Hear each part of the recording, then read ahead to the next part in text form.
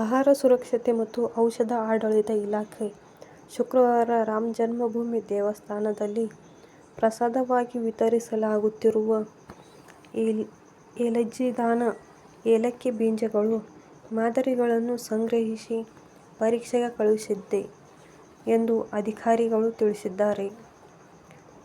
ಸಂಯೋಜಿತ ಕುಂದುಕೊರತೆ ಪರಿಹಾರ ವ್ಯವಸ್ಥೆ ಐಜಿಆರ್ಎಸ್ ಮೂಲಕ ಸಲ್ಲಿಸಲಾದ ದೂರಿನ ಮೇರೆಗೆ ಈ ಕ್ರಮ ಕೈಗೊಳ್ಳಲಾಗಿದೆ ಎಂದು ಸಹಾಯಕ ಆಹಾರ ಆಯುಕ್ತ ಮಾಣಿಕ್ಚಂದ್ ಸಿಂಗ್ ತಿಳಿಸಿದ್ದಾರೆ.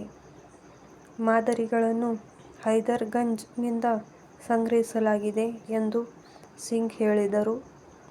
ಅಲ್ಲಿ ಏಲಕ್ಕಿ ಬೀಜದ ಪ್ರಸಾದ ತಯಾರಿಸಲಾಗುತ್ತದೆ. ಸಮಗ್ರ ಪರೀಕ್ಷೆ ಮತ್ತು ಮೌಲ್ಯಮಾಪನಕ್ಕಾಗಿ ಝಾನಿರಾಜ್ ಪ್ರಯೋಗಾಲಯಕ್ಕೆ ಕಳುಹಿಸಲಾಗಿದೆ ಎಂದರು. ಪ್ರತಿದಿನ ಸರಾಸರಿ 80,000 ಏಲಕ್ಕಿ ಬೀಜಗಳನ್ನು ಪವಿತ್ರ ಪ್ರಸಾದವಾಗಿ ವಿತರಿಸಲಾಗುತ್ತದೆ ಎಂದು ರಾಮ ಮಂದಿರದ ಟ್ರಸ್ಟ್ ಉಸ್ತುವಾರಿ ಅಧಿಕಾರಿ ಪ್ರಕಾಶ್ ಗುಪ್ತಾ ಬಹಿರಂಗಪಡಿಸಿದ್ದಾರೆ. ಆಂಧ್ರಪ್ರದೇಶದ ತಿರುಪತಿ ದೇವಸ್ಥಾನದಲ್ಲಿ ಲಡ್ಡುಗಳಲ್ಲಿ ಪ್ರಾಣಿಗಳ ಕೊಂಬು ಇದೆ ಎಂಬ ಆರೋಪದ ನಡುವೆ ಗುರುವಾರ ಇಲ್ಲಿನ ರಾಮ್ ದೇಗುಲದ ಮುಖ್ಯ ಅರ್ಚಕರು ದೇಶಾದ್ಯಂತ ಮಾರಾಟವಾಗುತ್ತಿರುವ ತುಪ್ಪದ ಶುದ್ಧತೆಯನ್ನು ಪ್ರಶ್ನಿಸಿದರು ಮತ್ತು ದೇವಸ್ಥಾನದ ಅರ್ಚಕರ ಮೇಲ್ವಿಚಾರಣೆಯಲ್ಲಿ ಪ್ರಸಾದ ತಯಾರಿಸಬೇಕು ಎಂದು ಹೇಳಿದರು.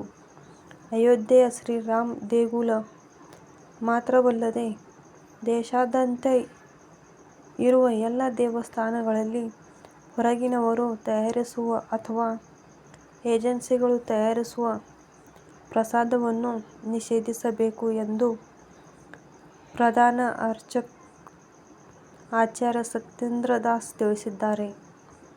ದೇವರಿಗೆ ದೇವಾಲಯದಲ್ಲಿ ಸಿದ್ಧಪಡಿಸಿದ ಪ್ರಸಾದಗಳನ್ನು ಮಾತ್ರ ಅರ್ಪಿಸಬೇಕು ಎಂದು ಒತ್ತಾಯಿಸಿದರು. ಇದು ಕೋಟ್ಯಂತರ ಭಕ್ತರಿಗೆ ದೇವರ ಪವಿತ್ರತೆಯ ಮೇಲಿನ ನಂಬಿಕೆಗೆ ಸಂಬಂಧಿಸಿದ ಅಂಶವಾಗಿದೆ ಎಂದು ಸತ್ಯೇಂದ್ರ ದಾಸ್ ಹೇಳಿದರು. ಇಂತಹ ಮಾಹಿತಿಗಾಗಿ ನಮ್ಮ ಚಾನೆಲ್ ಅನ್ನು ಸಬ್ಸ್ಕ್ರೈಬ್ ಮಾಡಿ, ಬೆಲ್ ಬಟನ್ ಅನ್ನು ಕ್ಲಿಕ್ ಮಾಡಿ. Thank you for watching.